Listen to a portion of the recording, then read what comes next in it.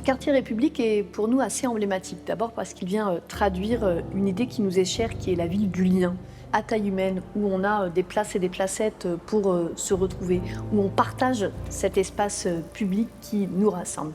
C'est aussi évidemment une ville qui fait toute sa place à la nature.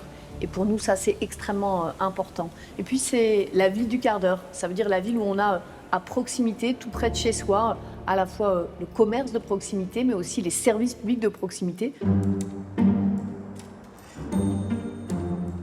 On s'est rapidement rendu compte que notre terrain de jeu serait ce grand faisceau ferroviaire quasiment vide.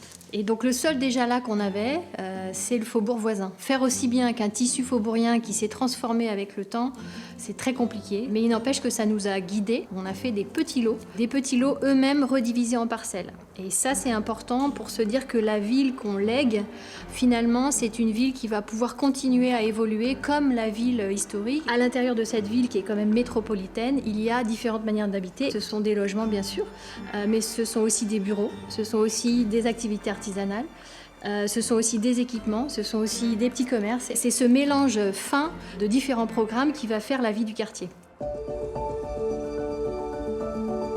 L'île de Nantes a été dessinée par la Loire et c'est cette figure-là qui nous a inspirés pour avoir un principe d'une nature qui s'infiltre. On part du brin d'herbe jusqu'à l'horizon de la Loire par toute une série d'espaces publics, des venelles, des placettes, un grand système de parcs. Ces espaces de nature sont aussi des espaces de rencontre, de partage, où on doit retrouver différents usages.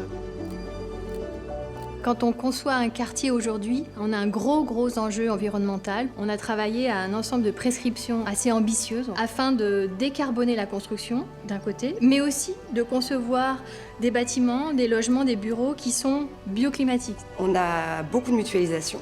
Une des plus marquantes, c'est le parking qui est mutualisé sur une seule des opérations, qui permet que dans les autres cœurs d'îlots, on ait de la pleine terre. La pleine terre est un élément très important parce qu'elle capte elle-même du carbone, elle émet de la fraîcheur et elle permet aussi de planter des arbres et pas seulement des petits buissons sur une dalle de parking. La question de l'économie des ressources et donc la gestion de l'eau, elle est primordiale. Donc on a réfléchi de telle manière que la goutte d'eau qui arrive sur le toit, elle fasse son chemin jusqu'à la Loire. Travailler la terre, les mélanges de terre, voir les associations végétales qui résistent le mieux. On travaille avec le vivant et le vivant, c'est lui donner le maximum de chances pour qu'il puisse pousser.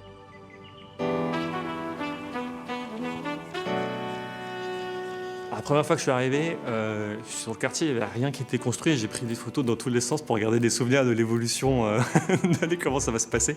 On se revoit tout depuis le balcon et il y a un côté assez incroyable de voir le quartier se construire sous ses yeux. On a beaucoup aimé que les bâtiments ils aient plusieurs étages différents et peu importe en fait, d'où on regarde, on arrive à voir le ciel ou l'endroit où il y aura le parc. Ça fait 3 mois maintenant qu'on habite là.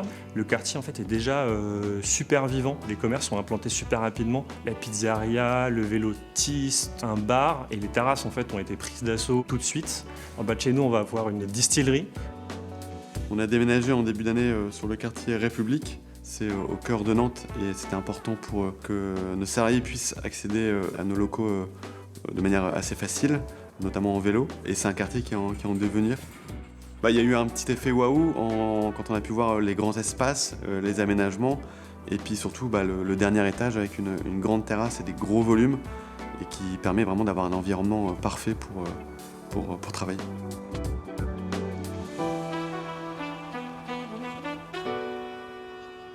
Pour arriver à un sentiment de réalisation, c'est long. Et là, pour je crois toute l'équipe de la Samoa, pour toutes les équipes qui ont travaillé sur le projet depuis 6, 7, 8 ans, et c'est enfin une première pierre de livrer. Enfin, c'est très émouvant et ça le sera d'autant plus si les habitants sont heureux d'y vivre et puis si les espaces publics prennent vie comme on l'a imaginé.